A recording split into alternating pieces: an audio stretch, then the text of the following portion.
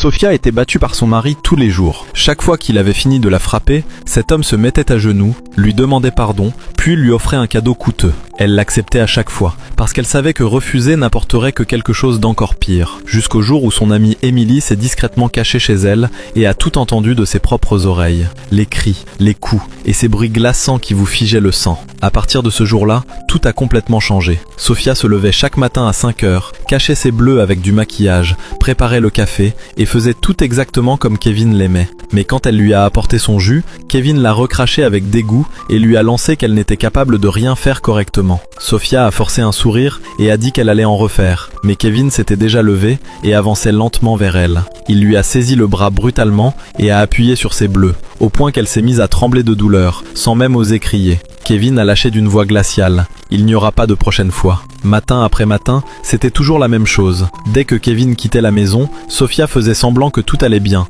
mais à peine la porte refermée, elle s'effondrait au sol et fondait en larmes. Il y avait aussi dans la maison une petite pièce cachée, de moins de 6 mètres carrés, remplie de caméras, et Kevin lui interdisait de sortir. Un jour, Sofia s'y est endormie. Quand elle s'est réveillée, il faisait déjà nuit, et le dîner n'était toujours pas prêt. Kevin est entré, a vu la table vide, et ce silence faisait plus peur que n'importe quel hurlement. Cette nuit-là, il l'a frappée jusqu'à ce qu'elle perde connaissance. Quelques heures plus tard, quand Sofia a rouvert les yeux, Kevin était assis au bord du lit avec une boîte cadeau à la main. D'une voix douce, il lui a dit « Pardon chérie, j'ai perdu le contrôle, tu sais que je t'aime, pas vrai ?» Dans la boîte, il y avait un collier en or. Elle a souri, l'a remercié, puis l'a rangé dans l'armoire, à côté de 20 autres cadeaux exactement identiques. Après chaque passage à tabac, il y avait un cadeau. Et chaque excuse était un mensonge. Kevin vérifiait aussi si la maison avait été bien nettoyée. Quand il avait fini, il lui ordonnait d'enlever ses vêtements et disait qu'il était temps d'avoir un bébé. Sofia ne pouvait qu'obéir, encore et encore, jusqu'au jour où elle a enfin trouvé le courage d'aller demander de l'aide à la police. Mais la policière qui l'a reçue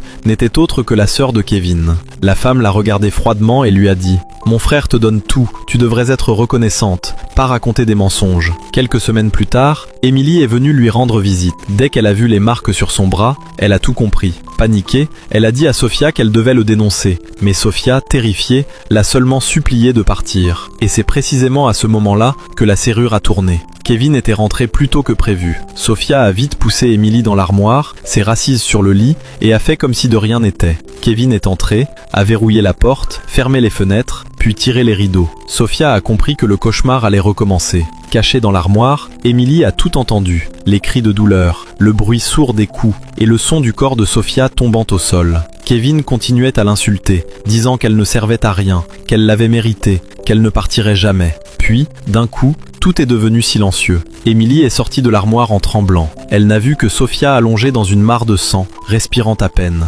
Elle l'a serrée dans ses bras et s'est effondrée en larmes. Et à cet instant précis, elle a tout compris. Sofia n'était pas en train de vivre un mariage. Elle était prisonnière d'un enfer. Et Kevin n'était pas un mari. C'était un monstre jusqu'au bout. Mais la décision qu'Émilie a prise cette nuit-là allait tout changer pour toujours.